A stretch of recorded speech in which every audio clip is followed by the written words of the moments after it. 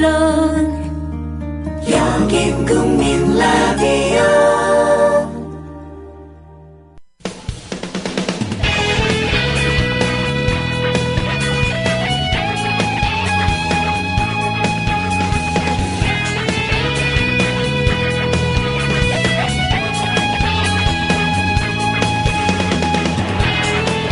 지혜로워진다는 것에는 여러 가지 의미가 있겠지만 다른 사람의 삶이나 아픔에 대해 조심스러워진다는 의미도 담겨 있을 겁니다. 어떤 상황에서도 조금 더 깊이 생각할 줄 아는 진짜 어른이 되고 싶은 요즘입니다. 아주 조금씩 우리를 현명하게 또 신중하게 만들어주는 시간이죠. 국민 라디오 이윤호의 고전으로 본 오늘에 오셨습니다. 스토리텔러 이윤호 선생님 함께 하셨습니다. 선생님 안녕하십니까? 네, 안녕하세요. 네. 선생님도 혹시 이렇게 좀 흐리거나 비가 오는 날은 조금 몸이 처진다거나 우울해진다거나 좀 그러세요? 물론이죠. 우울해지는 거는 좀 그렇지만 네. 몸이 처지는 건 이제 나이가 나이인지라 그렇습니다. 아, 제가 선생님을 자꾸 이렇게 똑같은 사람인데 자꾸 왠지 우리와는 정말 다르신 분일 거야 라는 기대를 가지고 보나 봐요. 1년을 넘게 봤는데. 제가 너무 이러저러하게 내숭 떠나 봐요. 네. 많은 분들이 선생님 또 가끔 기침하시니까 또 걱정하시던데 건강 괜찮으신 거죠? 예, 괜찮습니다. 네, 선생님 건강하셔야 돼요. 아, 참 가슴 아픈 일들이 끊이지 않는 것 같습니다. 그렇죠. 네. 최근에는 오늘 하려고 하는 얘기가 이런 문제인데요.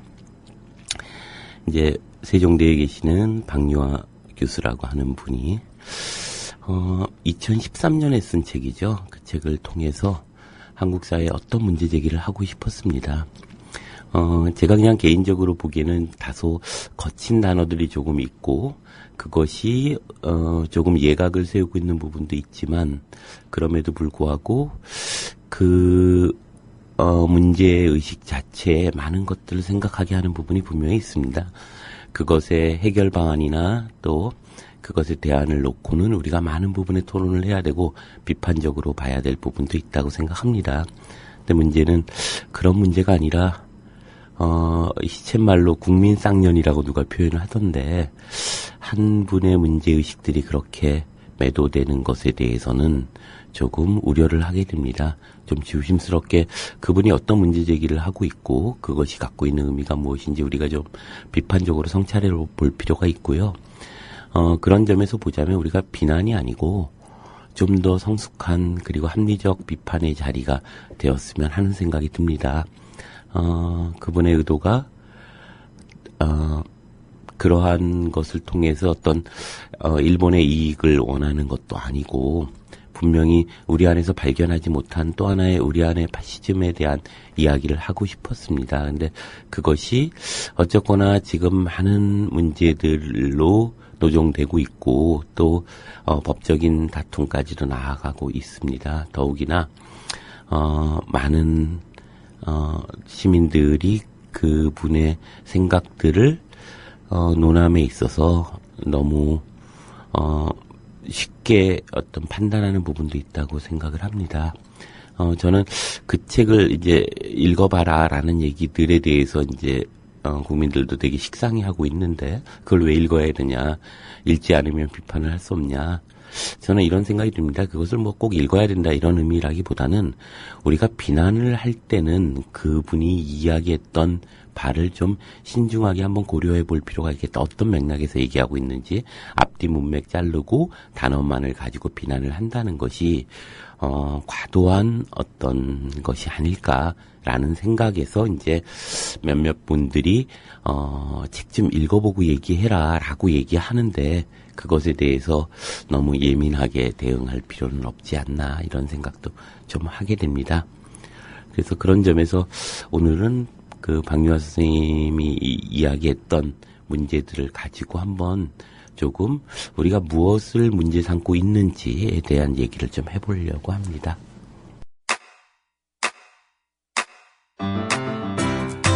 국민 라디오 지지하는 4가지 방법 아시나요? 다운로드하기, 별점 주기, 댓글 달기, 구독하기. 국민 라디오를 보다 많은 이들에게 전할 수 있는 가장 손쉬운 방법. 다운로드하기, 별점 주기, 댓글 달기, 구독하기. 잊지 마세요. 다운로드하기, 별점 주기, 댓글 달기, 구독하기. 네, 여러분께서는 진짜 언론 미디어 협동조합 국민라디오 이윤호의 고전으로 본 오늘과 함께하고 계십니다. 저도 선생님 얘기 들으면서 그러면 방송을 듣고 계신 분들 중에서는 아마 최근에 이제 있었던 일 중에서 문창극 씨가 교회에서 발언했던 내용하고는 또 어떻게 결부될 수 있을지 그 부분에 대해서는 또 저희가 어떻게 생각을 해야 될지에 대해서 의문을 제기하시지 않을까라는 생각했는데 아니나 다를까 지금 까막새님이 올려주셨어요. 예, 여러 가지 이제 문제들이 있습니다. 이러자면 문창극과 다른 부분이 뭐냐 이런 것들도 많고요. 또 옛날에 프랑스의 르팽이라고 하는 그 정치가가 파시즘에 대한 옹호하는 발언을 하면서 이제 문제가 됐던 부분이 있습니다. 근데 저는 이런 생각을 하는데요. 어떤 한 집단의 어떤 이해와 관계되는 것에서부터 분명히 박유하 씨는 영린 같은 거라고 생각합니다. 예를 들면 한국 사회가 한 세 가지 부분에 근기가 있다고 생각을 합니다. 네. 하나는 이제 민족주의에 관련한 문제이고 또 하나는 종교에 관련한 문제이고 또 하나는 여성에 관련한 문제입니다. 근데 최근에는 이제 기독교가 워낙 이제 극단적인 문제를 제기하면서 그건 상대적으로 보면 좀 풀렸다고 생각하는데요. 여전히 민족 문제에 관련한 것과 그리고 여성 문제에 관련해서는 대단히 예민한 것은 분명합니다. 그것은 우리 사회가 이제 민주화되는 과정에서 나타나는 문제라고 보고요. 그러한 과정 속에서 적어도 그런 것들을 감수하면서 문제를 제기했던 한 사람의 문제의식이 어떤 것에 기초하고 있는지에 대해서는 우리가 한번 검토해 볼 필요가 있다는 생각이 드는 거죠. 그것이 옳으냐 그르냐의 판단의 문제는 그 이후의 문제라고 생각합니다. 크게 보면 이제 세 가지의 문제가 있는데요. 하나는 사실관계를 얘기했느냐 안 했느냐의 문제가 있습니다. 두 번째는 그 사실관계에 대한 어떤 대안이나 해결 방안을 어떻게 얘기하고 있는가 하는 문제가 있습니다. 그리고 그것이 지금 우리 사회에서 무엇을 어떻게 해결해야 하는가라고 하는 아주 구체적이고 실질적인 문제가 있다고 생각합니다. 이 각각이 이제 이야기가 될 필요가 있는 거죠. 특히, 책을 보시면 1, 2부에 이제 집중적으로 우리가 무엇을, 당시에 어떤 문제가 있었는가에 대한 이야기를 하고 있습니다. 근데 그것 자체가 이제 사실이냐 아니냐를 논하기도 전에 어떻게 그런 얘기를 할 수 있냐라고 얘기하는 것은 너무 무리한 것이 아닌가 이런 생각도 좀 해보게 됩니다. 그래서 저는 비판하지 말자는 입장이라기보다는 우리가 건강한 비판을 공론의 장으로 모아가기 위해서는 감정적인 비난이나 극단적인 표현들이 조금 자제될 필요가 있지 않겠나 이런 생각을 하는 것이고요. 사실 어떤 면에서 보면 서윤 선생이 이제 그런 서평을 쓰면서 그런 얘기를 합니다. 역사라고 하는 것은 그 자체의 사실이 아니라 그것이 어떻게 편집되느냐에 따라서 달라지게 되고 결국 그것이 어떤 기억에 대한 어떤 문제일 것이다 라고 하는 문제를 제기합니다. 그래서 일단 서현 선생이 제기했던 서평의 문제를 가지고 한번 이 이야기를 좀 해보고 싶습니다. 먼저 조금 읽어보면서 좀 설명을 해드리고 싶은데요. 역사가 이념적인 것임에는 의심의 여지가 없다. 역사가의 모든 기술이 역사가가 소속된 사회와 연관되어 있으니 당연한 일이다. 역사가 개인의 스펙트럼을 말하며 반박하는 어리석은 이가 얻기만을 바란다. 역사가 이념적인 것은 다시 말해 어떤 총체성을 지닌 역사라 하더라도 온전할 수 없음을 보증한다. 여기서 말하는 온전함이란 사회와 그 사회를 살아가는 개인이라는 모순과 불합리로 가득한 양상을 가리킨다. 이러고 보면 한 사회 혹은 국가의 역사를 기록한다는 행위는 기록 행위의 기저에 도살인 이념을 기준으로 한 선택의 과정을 거치며 그 안에서 어떤 사실은 배제되고 어떤 사실은 남게 될 것이다. 역사의 기본적인 것이죠. 그 역사는 모든 것을 다 기록하는 것이 아니라면 역사를 기록하는 사람의 입장에서 걸러지고 편집되어져 있다는 거죠. 그렇죠. 그것이 만일 한 국가의 역사라고 한다면 분명히 그 국가를 통치하거나 혹은 그 국가를 일정하게 그 규정하고 있는 집단이나 혹은 세력에 의해서 역사는 필요한 것들이 규정된다고 봐야죠. 그래서 배제된 사실은 사건이 흐르며 소거되기도 한다. 설령 기록된 시대를 직접 살아낸 이라 해도 그 운명을 피해가기는 어렵다. 변화한 시대, 변화한 역사, 기술과 기억의 방식에 따라 개인의 기억은 합당한 것으로 판명되지 못할 수도 있기 때문이다. 누군가 그 합당치 못한 기억을 되살려 기록해주기 전에는 박유하 교수가 시도하고자 하는 바는 여기에 있다. 위안부 문제를 대해 위안부 문제를 대해온 우리의 태도에서 피해자로서 가해자인 일본군과 제국을 추구하던 일본과의 이분법적 구도가 무엇을 간과하고 있는지를 파고든다. 이러다 보니 서술에서 위안부 할머니들을 모욕했다는 문제가 제기되고 소송으로까지 번지는 일이 생기고 말았다. 는 표현에 대해서는 나중에 이야기하겠지만 내가 보기엔 이것은 최악의 선택이다. 예. 이 과정에서 이제 이런 문제들이라고 보는 거죠. 예를 들면 우리가 우리 주위에 우리는 너무 많이 규정되어 있습니다. 이것은 어떤 면에서 보면 식민주의로 살아왔던 우리들의 어떤 원죄 같기도 합니다. 우리가 똘똘 뭉쳐서 살아가지 않으면 불가능했던 이 시절에 어떤 문제들이 가지고 왔던 결과 혹은 과정이라고 보는데요. 그러다 보니까 우리는 선이고 저들은 악이 됩니다. 모든 것이 일체화되고 있다는 거죠. 그렇죠. 그래서 일본은 악이고 우리는 선입니다. 분명히 여기에는 반은 맞고 반은 틀려 있죠. 왜냐하면 그렇게 규정하는 순간 우리 안에서 존재했던 부정이나 부조리에 대해서 우리는 눈 감게 되는 문제들이 생기고 있는 거죠. 그렇죠. 박유하 교수는 적어도 이제 일본의 책임에 대해서 얘기 안 했다고 하지만 그렇지 않습니다. 끊임없이 국가적 책임과 그 배상에 대해서 이야기하고 있고요. 사죄에 대한 얘기도 끊임없이 하고 있습니다. 문제는 그것 속에서 가리워져 있는 우리들의 문제에 대해서 한번 이야기하자는 것도 대단히 중요하게 문제 제기를 하고 있습니다. 예컨대 위안부라고 이야기하는 우리에게 어떤 이미지는 소녀들이 강제로 군대에 동원돼서 끌려가서 성적 노예로 살아가고 있는 것으로 규정하고 있습니다. 여기에는 박유하 교수는 그런 얘기를 하고 있는 거죠. 정신대와 위안부가 혼동되어 혹은 혼용되어 보여주고 있다. 군에서 그 강제적 동원을 하고 있는 것은 정신대였고 일부가 위안부로 흘러갔다는 것은 사실이지만 위안부는 국내에 존재하고 있었던 뭐라고 할까요? 조선인들에 의해서 자행되고 있었던 측면을 간과해서는 안 된다.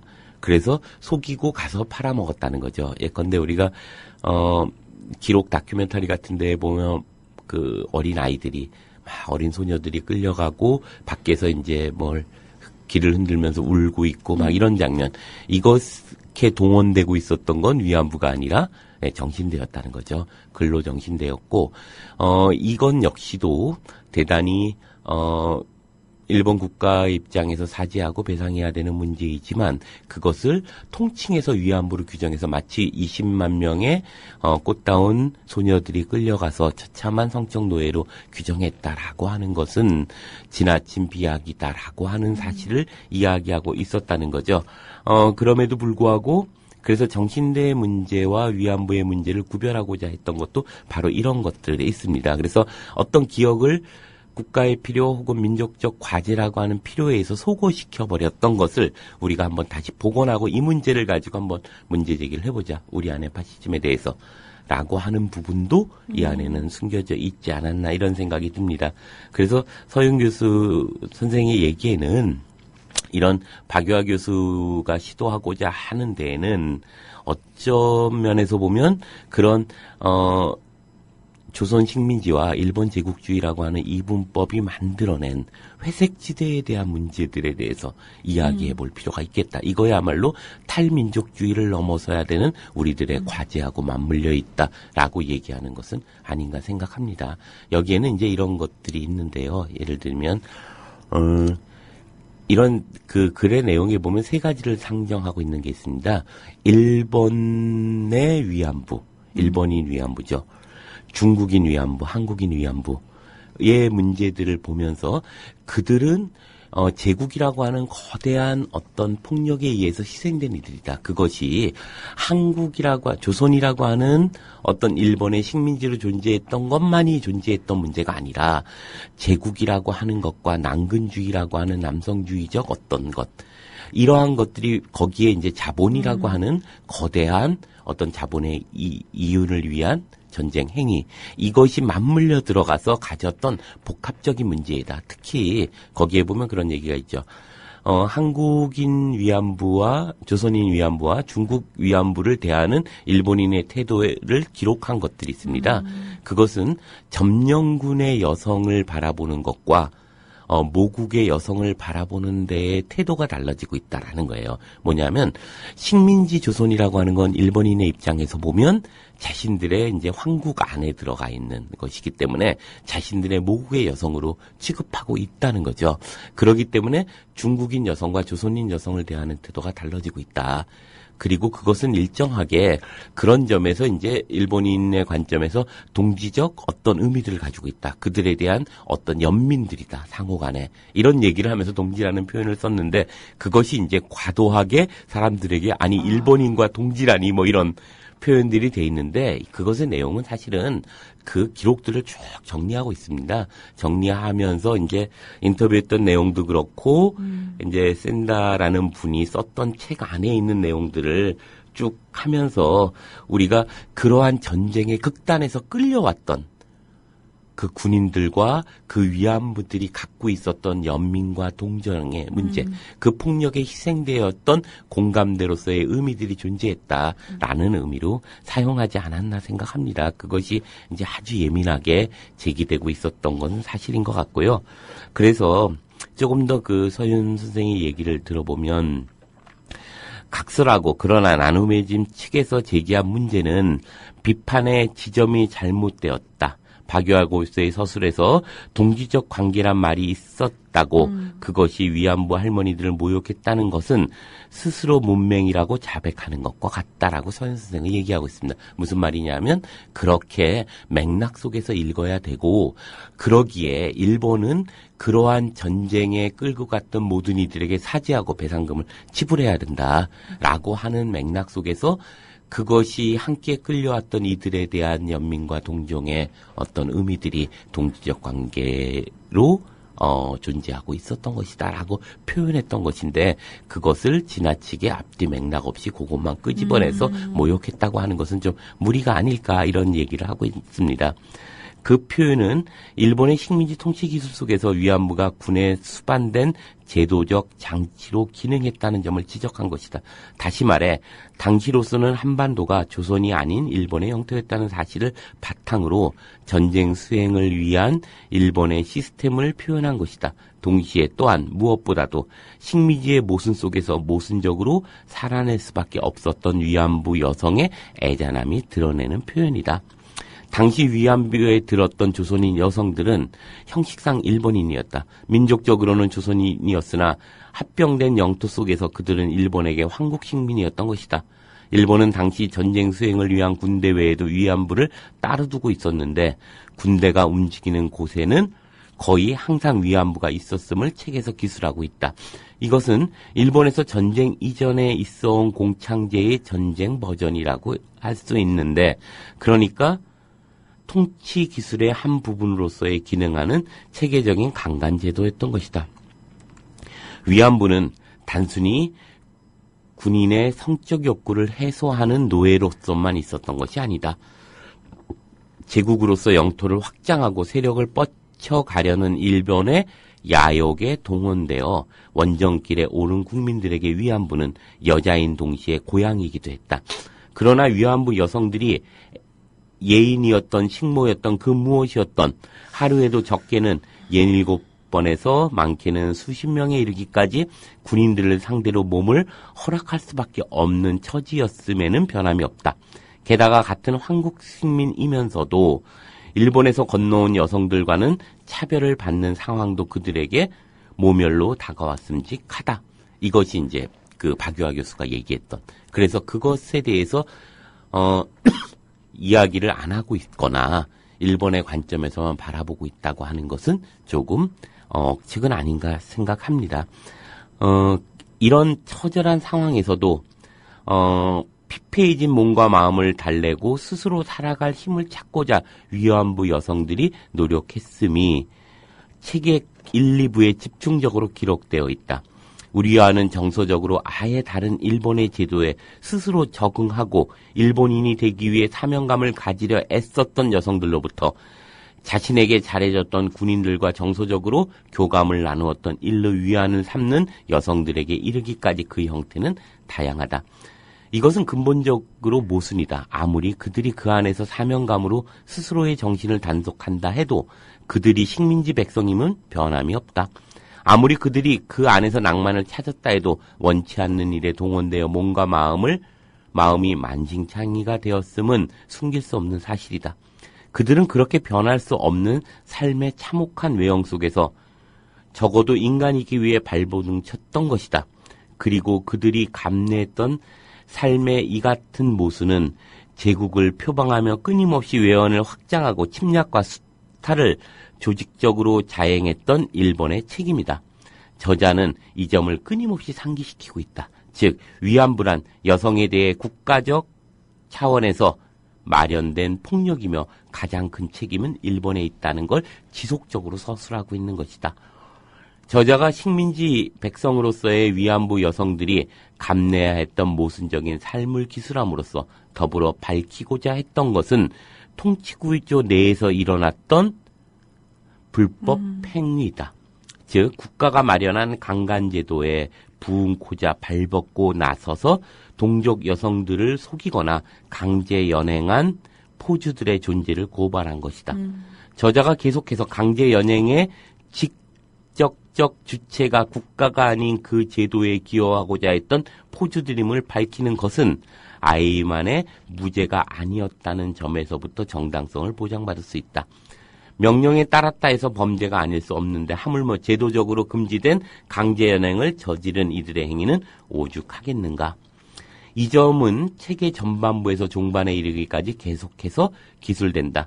그것은 지금까지 일본이라는 명백하고도 거대한 가해자의 그늘에 가려 드러나지 않았던 물리적 행위 주체를 간과할 수 없다는 의도로 해석된다. 그들에 대한 책임 추궁과 처벌이 제대로 이루어지지 않았음을 저자는 여러 차례에 걸쳐 지적한다. 그러나 되풀이하건대 제도 내에서 직접적이고 물리적인 억압과 폭력의 행위자가 있다는 점이 일본의 책임을 희석시키지 않음을 저자는 힘주어 말하고 있다. 통치구조 자체의 폭력성으로 인해 그 안에 숨어 온갖 직접적 폭력 행사가 가능했음을 그는 분명히 밝힌다. 그러한 억압과 폭력을 조장하는 제도의 기틀을 마련했다는 사실로부터 일본이라는 국가는 가장 궁극적이면서도 큰 책임을 져야 한다는 것이다. 이 점은 패전 이후에 일본군의 위안부에 대한 태도를 기술하는 데서도 드러난다. 일부의 마지막에서는 위안부 문제를 세상에 알린 센다 가코의 목소리 없는 여성 8만 명의 고발, 종군 위안부라는 책에 실린 패전 직후 버마에 있었던 군인과의 인터뷰와 함께 이에 관한 저자의 목소리가 적혀 있다. 당시 버마에서는 지휘계통이 사라져버린 부대가 위안부와 함께 남겨져 있었다. 당시 위안부들은 폭력과 함께 죽거나 혹은 군인들에게 버려졌다. 여기서 버려졌다는 표현에 따옴표를 친 것은 여성의 신체와 생명의 관리자는 언제고 남성이었던 일본의 통치구조에 충실한 어휘일 뿐이다. 아무튼 센다는 버마에서 군인들이 위안부에 대한 보호 의무를 다하지 않았던 점을 추궁하였고 그 전적 군인은 다음과 같이 증언하였다. 그것도 어쩔 수 없는 일이 아니었을까요? 그렇게까지 전면 붕괴하게 되면 군 자체가 통제되지 않고 병력 파악조차 되지 않습니다. 제대로 된 명령조차도 말단까지 전해지지 않습니다. 보급도 생각을 못하지요. 위안부만 죽는 게 아니었고 군인도 마찬가지였으니까요. 만약 이 이성의 책임을 그 이상의 책임을 추궁한다면 그 책임은 위안부를 발상하고 전쟁에 데려간 사람한테 있다는 게 되겠지요. 그건 전쟁 책임 추궁처럼 한두 사람한테 책임을 물어봐야 소용없는 일이 아닙니까? 센다가코 앞에 책 162쪽.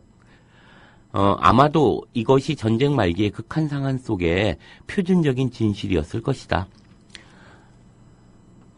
에고이즘이건 국민으로서의 충성이건 일본군에 대한 비판은 그 누구보다 위안부를 발상하고 전쟁에 데려간 사람에게 행해져야 한다. 130쪽. 위안부를 발생하고 전쟁에 데려간 주체는 누구인가? 저자가 조선인을 말하는 것인가? 아니면 1927년에 붕어한 식민국의 황제를 말하는 것인가? 이것이 일본의 국가적 책임을 희석시키는 것인가? 저자가 일본군과 위안부를 제국주의의 야욕에 희생된 이들로서는 동일 맥락에 놓았던 이유가 그것이다. 국가가 정책에 징집되어 전쟁에 나가야 했던 민초이기에 위안부나 군인이나 마찬가지라는 것이다. 물론 그렇다고 해서 저자가 그들을 완전히 동일선상에 놓고 위안부가 피해자였다는 본질을 흐리려고 하는 것은 아니다. 비록 그들은 형식적 동지적 관계에 있기는 하나 일본인과 조선인, 군인과 위안부, 남성과 여성이라는 세 가지 층위에서 차별이 있었음을 저자는 곳곳에서 거듭하여 서술한다. 일본에게 근본적인 책임을 묻기 위해선 너희가 가해자라는 식의 두리뭉실한 비난보다는 그들의 통치 구조를 이해하고 그 안에서 일어났던 모순과 부조리를 치밀하게 밝혀내는 일이 필요하기 때문이다. 동지적 관계라는 표현은 스스로 만든 제도의 틀거리 안에서도 지키지 않았던 부조리를 드러내고자 하는 것이라고 봐야 한다. 도대체 어디에서 위안부 할머니들을 모욕했다는 것인지 알아낼 재간이 없다. 동지적 관계였다는 말이 그렇게도 모욕적인가? 그럼 한 통속이었다고 했어야 하나? 합병되어 한국식민이었던 형식 속에서 국가의 동원에 의해 일본이 전쟁 수용에 원치 않은 기여를 할 수밖에 없었던 모순, 한 국가의 국민이라 하고도 그 안에서 공공연한 차별을 자행했던 부조리를 드러내는 어이가 모욕적인가? 그 안에서 최소한 인간으로서 살아내기 위해 부박한 낭만을 찾으려 했던 몸부림이 모욕적인가? 이것은 의도를 파악할 일이 아니다. 저자가 직접 수십 번 반복하고 있기 때문이다. 무슨 뜻으로 그것을 모욕이라고 하는지 모르겠으나 단언컨대 그 표현을 포함한 비슷한 맥락의 서술에 대해서 모욕이라 하는 것은 문맹인의 폭력이다. 저자가 말했듯 피해자로서의 민족을 배반해야 하는 필요에 의해 억압되고 소거된 삶의 모습, 전쟁과 식민 통치라는 폭력하에서 고통받고 착취당한 여성의 삶에 대한 이중적 폭력이다. 저자가 말하는 스스로를 용서하는 것의 의미가 여기에 있다.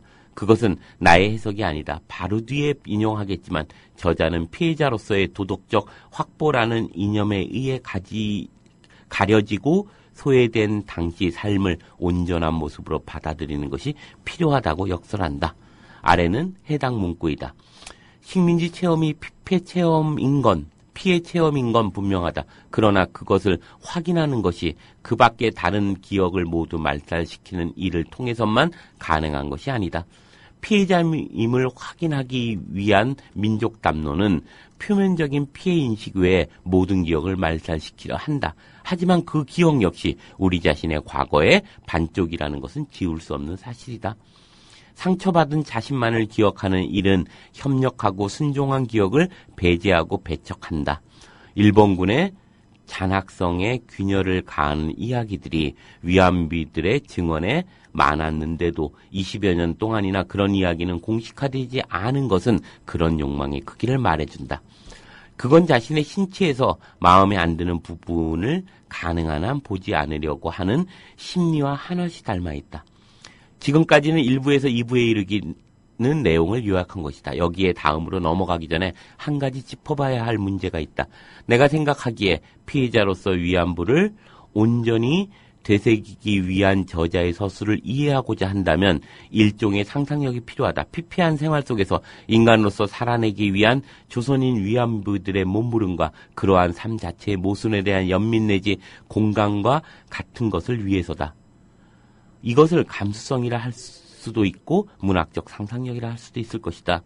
저자의 이러한 시도에 대해서 비판 중에서 과도한 문학적 상상력이 빚어낸 패작이라는 내용을 담은 글이 있다. 묻고 싶다.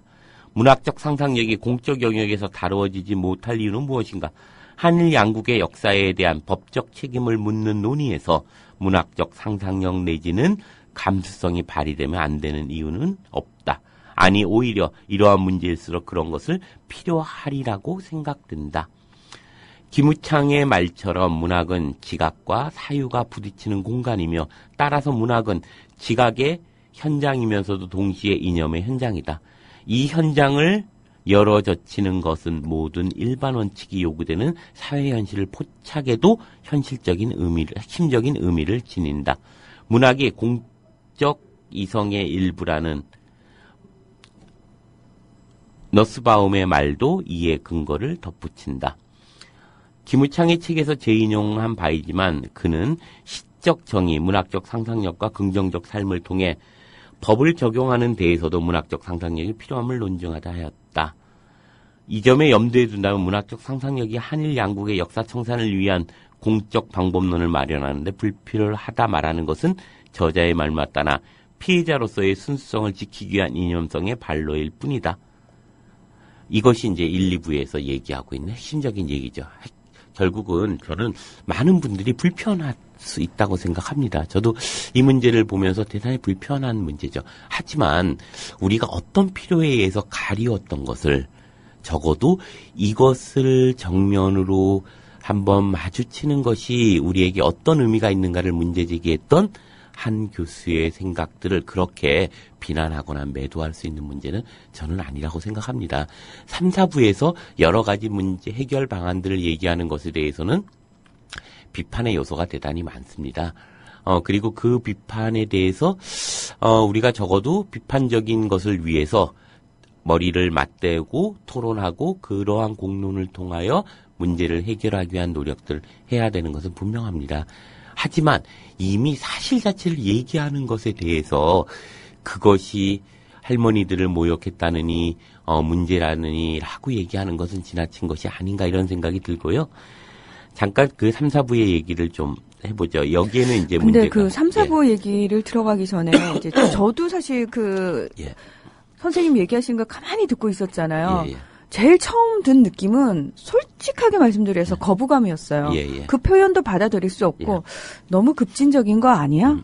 어떻게든 그 학자의 어떤 사상 연구의 어떤 자유를 최대한 존중해 주기 위해서 계속 어느 정도는 자율성이 부여돼야 되는 부분이기 때문에 학문적으로 그 부분을 조금 감안을 하고 듣더라도 기본적으로 심정적으로 받아들이기 힘든 부분이 뭐냐면은 가해자인 일본의 책임 있는 사과가 전혀 이루어지지 않은 상태에서 이런 부분이 사실은 너무 당연하게 제기될 수 있는 부분이지만 그러면 그런 걸 감안하더라도 심정적으로는 도저히 받아들일 수가 없는 부분이 있다라는 걸 인정을 해야 된다라는 것과 그다음에 지금 들으시는 분들도 아마 조금 비슷한 부분인 것 같은데요. 그런 얘기를 하신 분도 있어요. 이렇게 따지면은 일본 극우가 주장하는 내용과 뭐가 다르냐. 결국은 또 양비론이 아니냐라는 얘기도 했고요. 우리의 잘못이 있지만 기본적으로 그 당시 시스템 자체가 소위 말해서 자본주의에 동조해서 팔아넘긴 민간업자를 양산해낸 그 시스템 자체가 문제가 아니냐. 그런 얘기도 있고요. 그러니까 맞습니다. 저는 이제 이걸 의도의 문제로 파악할 문제가 아니라 이런 문제는 아닐까 생각하는데요. 박유하 교수도 읽어본 것에 의하면 끊임없이 결국은 그것이 매춘이 됐던 아니면 조선의 업자들에서 끌려갔던 그것은 궁극적으로 전쟁을 일으키고 그 야욕들을 그 대륙에 관철시키고자 했던 일본 제국주의의 문제이고 이 제국은 분명 그런 것들에 대한 배상과 사과가 선행되어야 한다라는 걸 이제 곳곳에서 꾹꾹 눌러서 얘기를 하고 있습니다. 그것 자체를 얘기 안 하는 것이 아니고요. 그렇지만 우리가 다른 한편에서 보면 그것 때문에 가려져 있는 우리 안에서 존재하던 부역자와 그리고 그 과정에서 존재했던 여성의 어떤 문제를 뭐라고 할까요? 그렇게 속이고 팔아넘겼던 포주들의 집단들 그리고 그 안에서 부조리하게 존재했던 어떤 조선인들에 대한 문제 역시도 우리는 짚고 넘어가야 되는 문제이다. 그래서 우리 안에 파시즘의 문제에 대해서 제기하고 있는 것들이 있는 거고요. 그런 점에서 보자면 이런 거죠. 일본 대 조선이라고 하는 관점에서만 이 문제를 바라볼 문제가 아니라 어쩌면 자본주의라고 하는 거대한 괴물들이 어떻게 전쟁 야욕을 위해서 존재했고 이것이 어떻게 문제를 발생시켰는가의 문제가 돼야지 일본인의 피해자와 우리의 피해자가 함께 연대할 수 있는 기초가 만들어진다. 일본 전체가 일체화된 악으로서 우리 전체가 일체화된 선으로서 규정하는 순간 우리는 어떤 것도 해결하지 못할 뿐만 아니라 그 안에서 도리어 많은 문제가 도리어 은폐되고 있다는 사실도 우리가 봐야 한다. 그래서 제가 보기에는 이런 생각이 있습니다. 박유하 교수가 이제 결국 얘기하고자 하는 것이 우리가 21세기의 새로운 연대의 가능성을 얘기하기 위해서 우리는 일본 시민의 피해 문제들에도 우리는 함께 얘기해야 된다. 그래서 그들과 함께 시민적 연대를 이뤄내는 일이 엄청 중요한 문제이다. 그것은 우리가 일본을 압박하는 것보다 더 중요하게는 일본인들 스스로가 한일 공동의 피해자들이 거대한 제국이라는 괴물을 향해서 싸우는 것이야말로 중요한 의미를 갖는 것이다. 뭐 이런 얘기를 하고 있는 것이 기본적인 골격이 아닐까 이런 생각도 좀 하게 됩니다. 상당히 이성적이고 논리적으로는 저희가 충분히 고개를 끄덕끄덕 할 수 있는 부분인데요. 현실적으로는 왜 그렇잖아요. 뭔가 밖에 커다란 적이 하나 있는데, 일단 내부에서도 조금 문제들이 있어요. 그래, 일단, 밖에 적, 너부터 처치하고 난 다음에, 그 다음에 이제 우리 내부는 우리가 알아서 할게. 이런 차원이 조금 사실은 현실적으로 지배하고 있는 어떤 생각들이 아닌가라는 생각이 들고요. 선생님, 저는 지금 선생님 말씀하시는 내용 중에서 궁금했던 게, 정신대와 위안부의 차이점을 좀 설명을 해주셨으면 어떨까. 그리고 지금 우리 떡배 담배님인가요? 예. 그런 표현을 쓰셨어요. 위안부가 아니라 성노예입니다. 할머니들을 위안부라고 부르는 것은 다시 욕되게 하는 것입니다. 라고 써주셨거든요. 이 용어에 대한 정의. 그러니까 이런 거라고 보는데요. 박유하 교수의 의미로 보면 이제 그 정신대는 근로 여성단이죠. 그러니까 뭐냐면 남성이 징용을 갖듯이 젊은 남자들이 여성들도 이제 징용에 끌려가게 됐던 사람들을 일컬는 거고요. 그래서 그러니까 군수 공장이라든지 이런 곳으로 다양한 그것은 이제 아주 다양하게 있죠. 네. 그게 한 20만 명 정도 추정됩니다.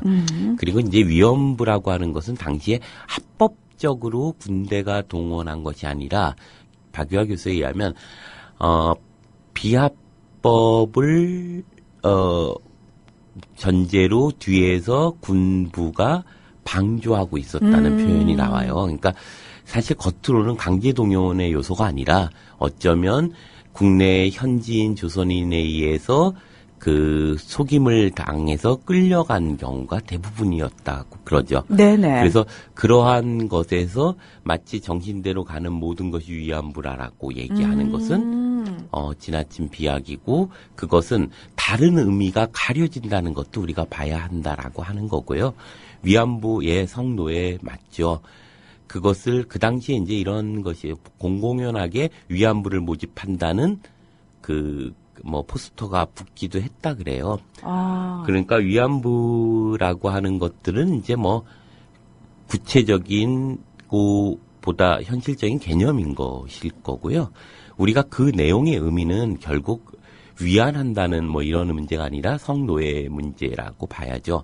근데 이게 성노예라고 얘기하는 속에는 어떤 게 있냐면 그 당시의 사실들을 사실 자체가 어떻게 진행돼 있었고, 사실 이것은 한국인 조선인 위안부뿐만이 아니라 일본인, 중국인 위안부에 대한 문제를 공동으로 우리가 대처해야 될 문제가 있다라고 하는 박유하 교수의 어떤 의미 속에서 성노예는 비단 조선인뿐만이 아니었다는 것들 박유하 교수는 얘기하려고 했던 부분이 있는 것 같습니다. 그런 점에서 보면 저는 이런 생각을 해보게 되는데요. 결국 핵심적인 쟁점이 예를 들면 3, 4부에서 얘기하는 어떤 대안, 해결 방법 어떻게 할 것인가 라고 하는 문제가 제기되기도 전에 1, 2부에서 얘기하고 있는 문제가 이제 쟁점이 돼서 막 지금 제기되고 있는데요. 첫째는 이런 생각을 해볼 필요는 있을 것 같아요. 그게 사실이었어? 라고 하는 것에 대해서 우리가 확인해 볼 필요가 있다고 생각합니다. 제가 그거의 전공자가 아니기 때문에 사실인지 아닌지 확인할 수 없습니다. 단지 지금 박유하 교수가 얘기하고 있는 것과 그것을 쓴 서평에 쓴 서윤 선생이라는 분이 얘기했던 것을 중심으로 말씀드리고 있는 거고요. 그런 점에서 보면 위안부와 정신대의 문제를 구별하려고 하는 것이 그리고 그 의도가 어디에 있는가를 박유하 선생이 이야기한 것들을 좀 말씀드리는 거고요. 그러기에 예를 들면 동지적 관계에 있었다라고 하는 것들의 문제를 쭉 읽어보면 저는 이게 사람마다 조금 다른데요. 저 개인적으로 보면 주위에 몇 사람한테도 읽혀봤는데 어떤 당시에 전쟁에 동원된 피해자들 안에서 존재해왔던 어떤 연민과 동정의 문제들이 문학적 서사를 통해서 쭉 서술되고 있어요. 그러니까 제가 읽었을 때 그것이 결코 이렇게 서현 선생님도 그런 얘기하는데 모욕적이라는 느낌이 들지 않았던 거예요. 거기에 박유하 선생은 무슨 얘기를 하냐면 이렇듯 그들이 이 낭만을 찾지 않고서는 견딜 수 없었던 식민지 조선 여성이었다는 것 또한 우리는 주목해야 한다. 이런 얘기를 하고 있거든요. 그러니까 결국 이런 문제라고 보는데요. 예를 들면 어떤 조선인 여성과 일본인 남성들 얘기를 합니다. 일본인 군인의 인터뷰에서 나오는 건데요. 이제 일을 치르고 나가려고 하자 뒤에서 소리가 들리고 있었다는 거죠. 살아서 돌아와. 이런 의미의 이야기야. 뒤를 돌아보니까 조선인 여성이 자기를 쳐다보고 있었다. 이런 얘기를 하고 있는 거죠. 그러니까 어떤 면에서 보면 박유하 교수는 이런 얘기를 하는 거죠. 그 당시에 자본주의의 괴물 제국이 탄생하는 과정에서 우리가 무수히 많은 사람들이 그 전쟁에 동원되었고 자신들의 야욕을 위해서 희생되었고 그리고 그 희생은 차마 표현할 수 없을 만큼의 끔찍한 것이었다. 그리고 그 과정에 피해자들 안에서 이 피해자들이 하루하루를 살아가기 위해서 겪었던 문제는 그렇게 단순한 문제가 아니다. 그리고 그 과정에서는 전쟁의 막판에 내일 죽을지 모레 죽을지 모르는 상황에서 그들이 보내왔던 상호간의 연민과 동정의 문제들이 분명히 존재하고 있었다. 근데 그 얘기를 하려고 했던 박유하 교수의 핵심적인 얘기는 그럼에도 불구하고 그것이 얼마나 끔찍한 조선인에게는 일본인과 다른 피해였고 착취였으며 차마 말로 표현할 수 없는 정도의 끔찍한 사실이었다는 것을 우리는 주목해야 하며 그것은 일본인이 그들 모두에게 사죄해야 되는 그 책임을 안아야 하는 문제이다. 이런 얘기를 하기 위해서 어쩌면 그 앞에 이야기들을 쭉 했고 그 과정에서 이제 한국인 포주 이야기들을 하고 있는 거죠. 그러기 때문에 일본인만의 문제로서 이 문제를 함으로써 우리는 정당화해서는 안 된다. 그 회색지대에 대한 이야기를 하고 있는 것도 또한 그런 문제인 것 같습니다.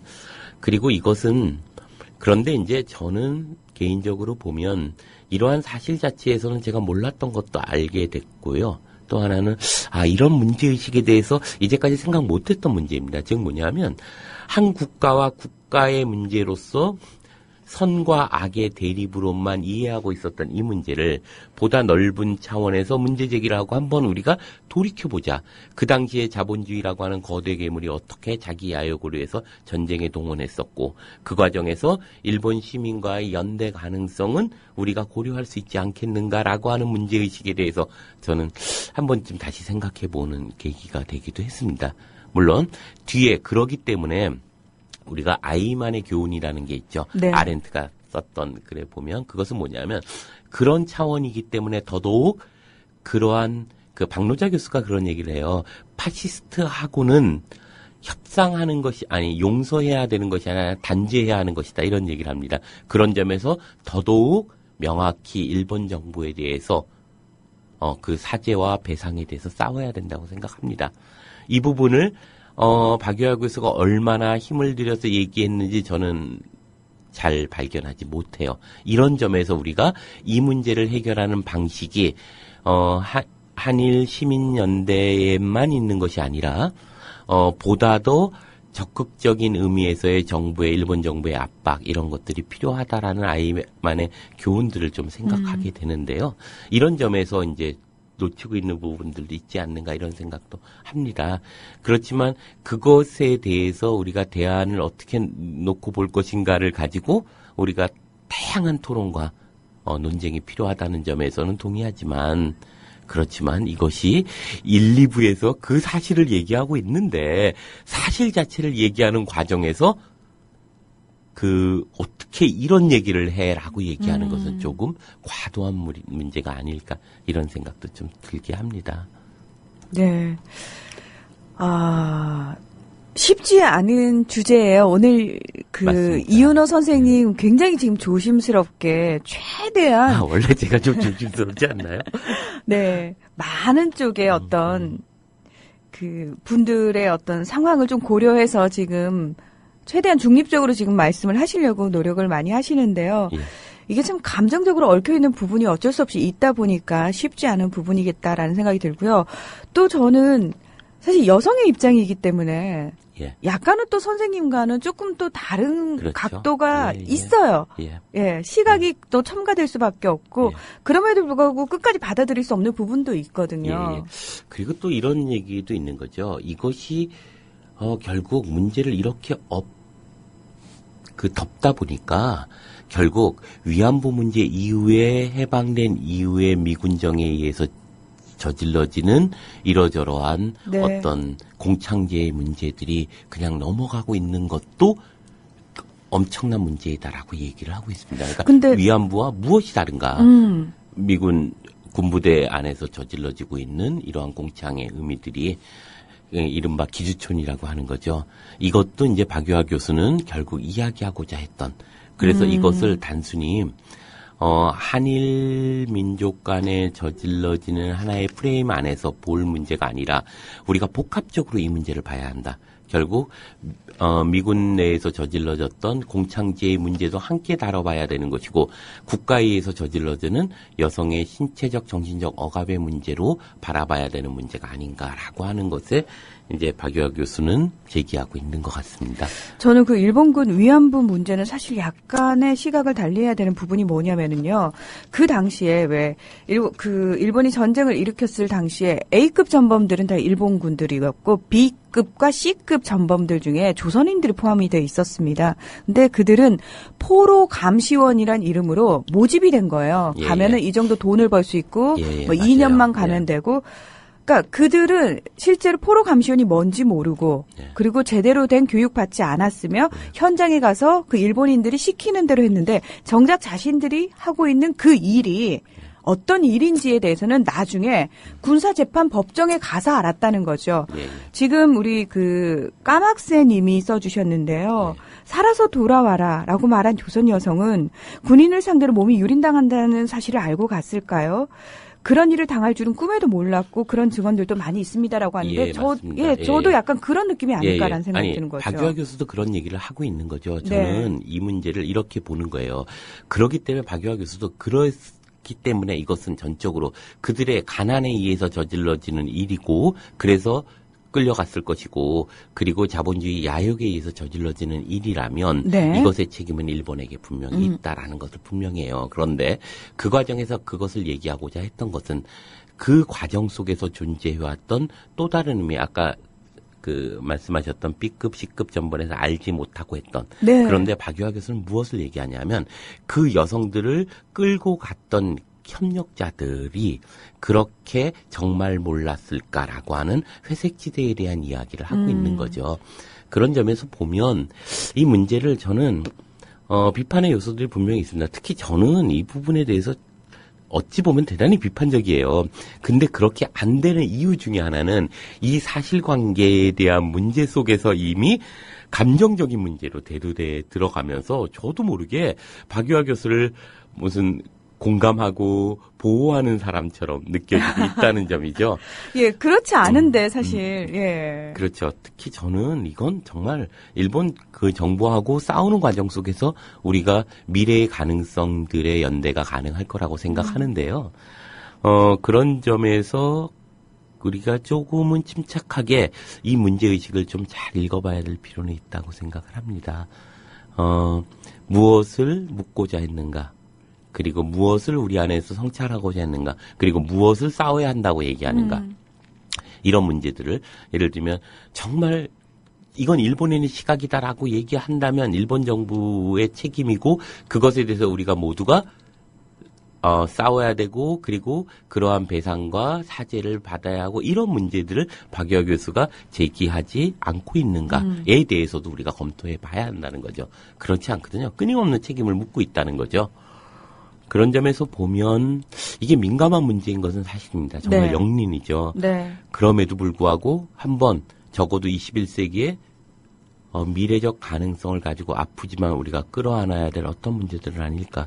그래서 언제까지나 우리가 하나의 프레임 속에서 이 문제를 바라보고 일본은 모두가 잘못됐고 우리는 모두가 잘됐고라는 그래서 우리 안에서 존재하고 있는 그러한 문제들에 눈 감을 것인가에 대해서도 한번 생각해 볼 필요는 있을 것 같네요. 네.